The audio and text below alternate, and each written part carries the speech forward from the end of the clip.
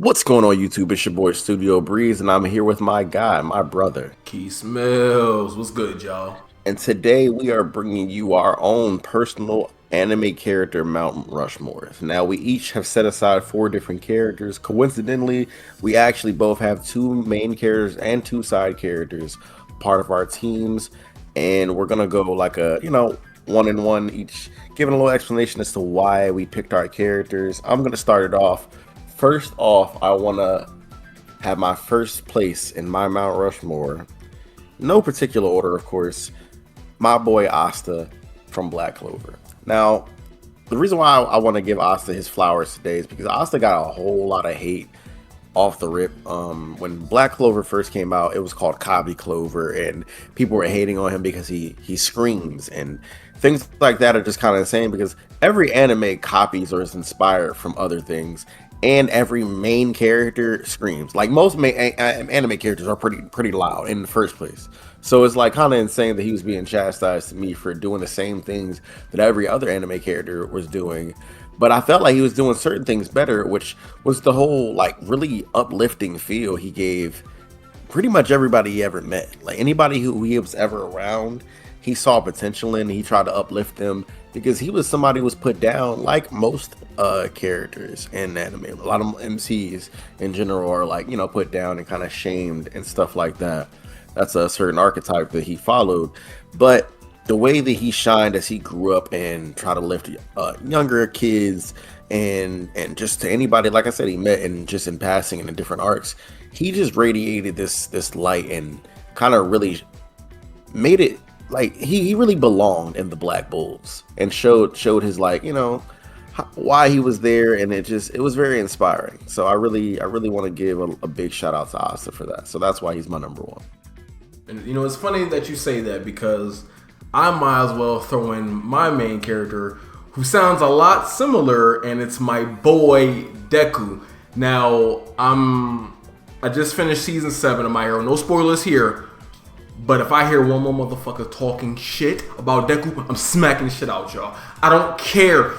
It started off because he's whiny.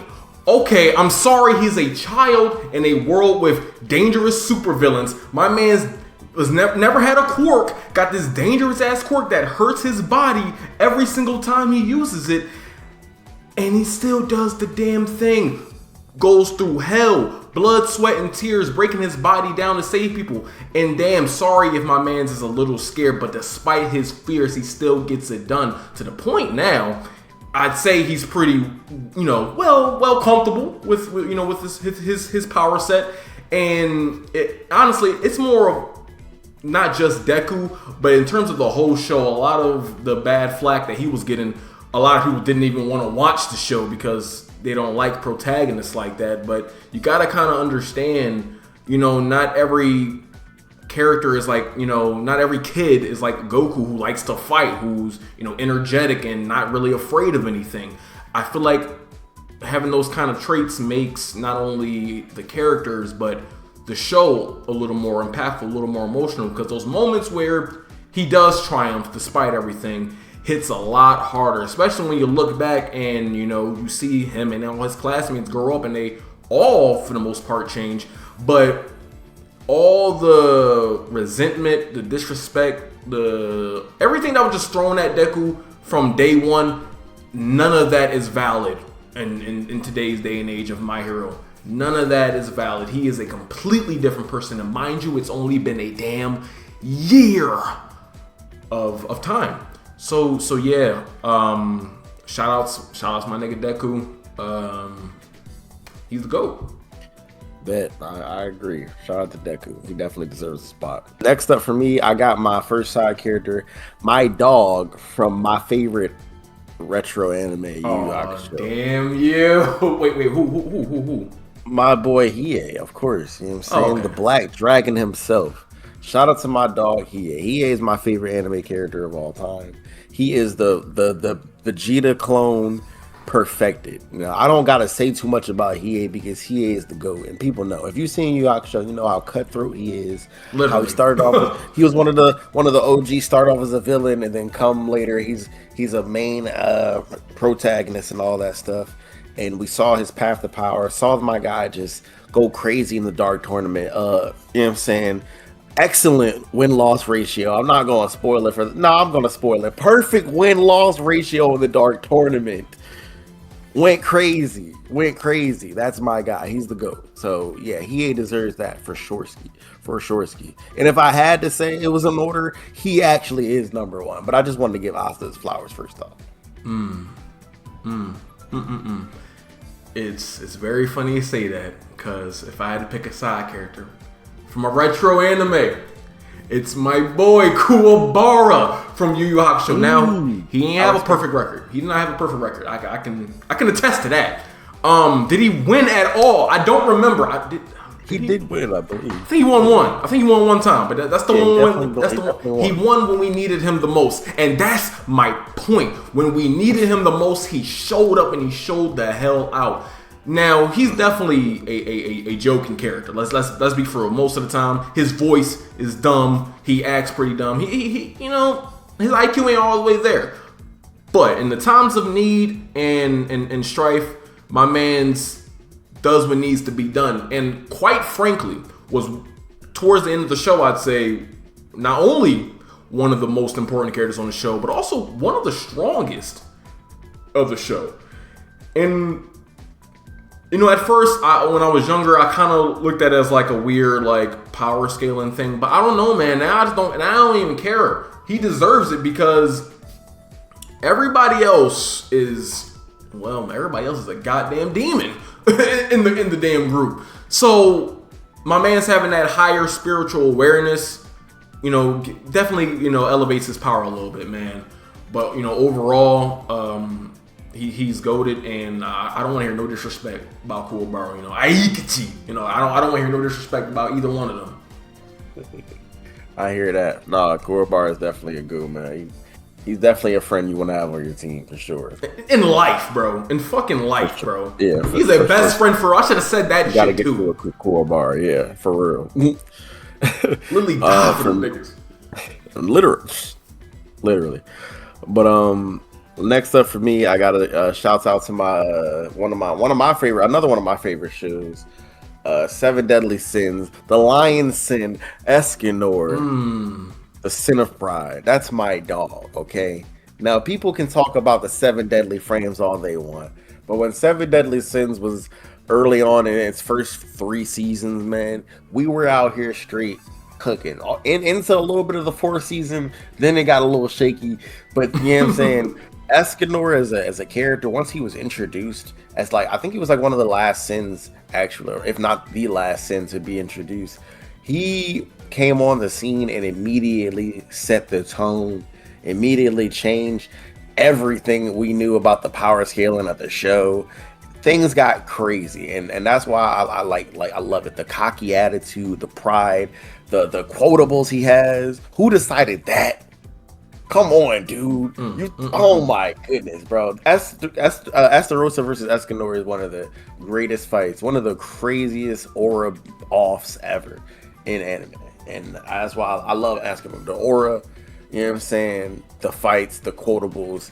He's just that guy. I'm getting the tattoo on my back. I'm trying to tell dudes for real. I'm the lion. Who decided that on your back? No, I'm getting the lion tattoo on my back, just like Escanor. That sounds fire. Yeah. Shit's tough. But yeah, Escanor. Shout out to him. Alright, so for my last side character, very much in a similar vein of Kuwabara, he is always there when you need him. And just like Kuwabara, a lot of the times he does lose. But he's still there. My boy Krillin, bro. Since day fucking one with Goku when they was kids, bro. They've been like that since kids. And let's be real. Let's just say if Krillin was a Saiyan as well, I don't know, man. I think he'd be probably as strong as Goku. I feel like they both train, at least earlier on, the same amount. If not, Krillin did a little bit more because he wanted to, you know, show off, try to, you know, be better than Goku because he just, you know, had that, you know, whatever latent power it was back then. And despite it all, my man's one of, if not, I think Tien is, but one of the strongest humans to exist in that world and face every single arc facing demons and fucking outer world beings, outer universe beings, and still there, 10 toes down. And that's, like I said with Kuwabara, that's who you want in life, bro. A best friend like that. In terms of anime, it really does not get any better than having a best friend like Krillin, because no matter what, win, lose, or draw, you got somebody in your corner with you, man. And Krillin is just that dude for it. Krillin is that dude. Krillin, if you want to say it, Krillin really like, you know what I'm saying, the OG best friend, and Kuwabara low key like, you know, a little manifestation of that. Right. Krillin clone, if you will. Older brother or something, you know. Crazy. It's crazy. You gotta think of, you need those. You need those on your show for we love to see those. But for my last pick, I had to end it with a banger. And it had to be the number one knucklehead ninja, the 7th Hokage, my boy Naruto Uzumaki. I had to put him on the list. Naruto just means too much to me as a show, but as a character, I'm not gonna lie, I hated him at first. I hate him for all the reasons that people hated Asta, which is ironic. But this was like, you know, almost 20 years ago. So naturally, Naruto, you know, it was a different type of thing for me.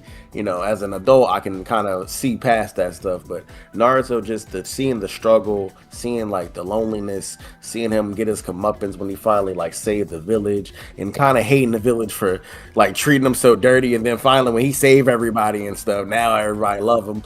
Like, and really riding for Naruto, like feeling like his pain, and really like just seeing that growth and all the things he went through, and even questioning his methods, and then coming to agreeing with things. Like, it was an emotional roller coaster, seeing the story through his eyes and just witnessing it. You felt like he was really a part of the show, a part of the cast, and experiencing the life of a ninja with him and seeing how that world really is. Like, it really depicted his story very well, and I really appreciate Naruto for that. Like, and then seeing him grow up, like as an adult, like once again, you question things about him, but then you kind of see it as an adult now.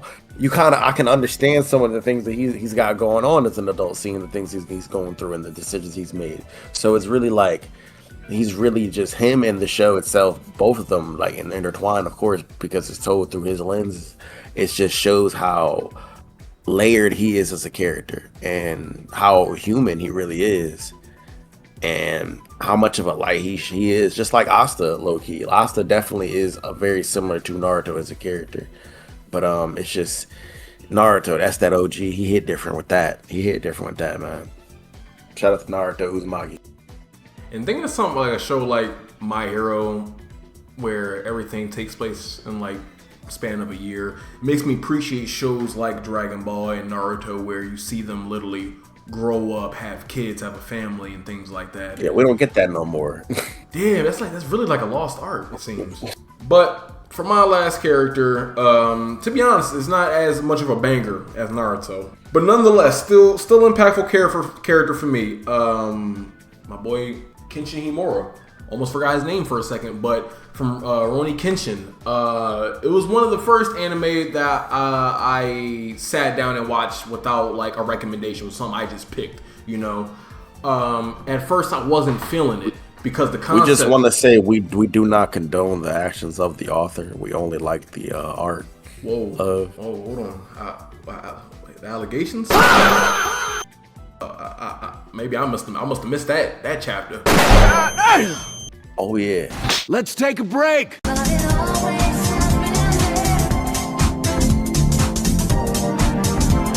So it has come to my attention. Hey yo, what the fuck? I don't think it was accusations. But with that being said, you know, if I can separate artists from art for a second, I love the story of Kenshin. I'm a real sucker for character arcs, especially one that may last the entirety of the show. And for some reason, his character arc, well, his character necessarily, for the most part, didn't change like drastically, but it was just something about the redemption arc that he was on. The whole show was about his redemption. I love that because I love a rags to riches story, you know. So you know, anything like that or in terms of redemption, I love. And that's really the word I really just keep banking on, because he was a let's say a deadly samurai back in a war. I'm sorry, it's been a few years since I watched it, so my memory's a little foggy. But yes, he was one of the most dangerous samurai to exist, and he wanted to. Tosai the Manslayer. Yeah. There you go. Yes, sir. And hey, fantastic, I must say, live action. The choreography was amazing, bro. Say what you will, but he wanted to leave that life behind and become a new man. And no matter how many times his past haunted him, he didn't, give into the, that darkness. He didn't kill.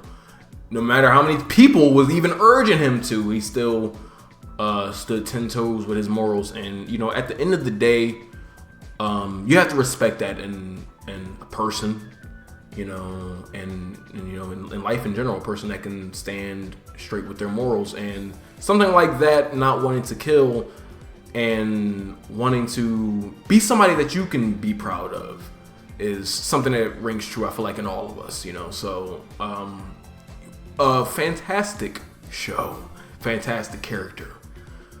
Damn you! Stacks of them! There you have it. Those were our anime character Mount Rushmore. And I think we had some pretty good lists overall. This was definitely a wild ride, as especially since we didn't know what each other's picks were. So it was definitely interesting. But in the comments, let us know what characters you would put in your own anime Mount Rushmores, and holla at us, give us a like, comment, subscribe, all that jazz. Let us know your Mount Rushmore of characters. Let us know what other Mount Rushmore videos you would like us to create. I'm Keese. And I'm Breeze. And the struggle arc continues. Be breezy.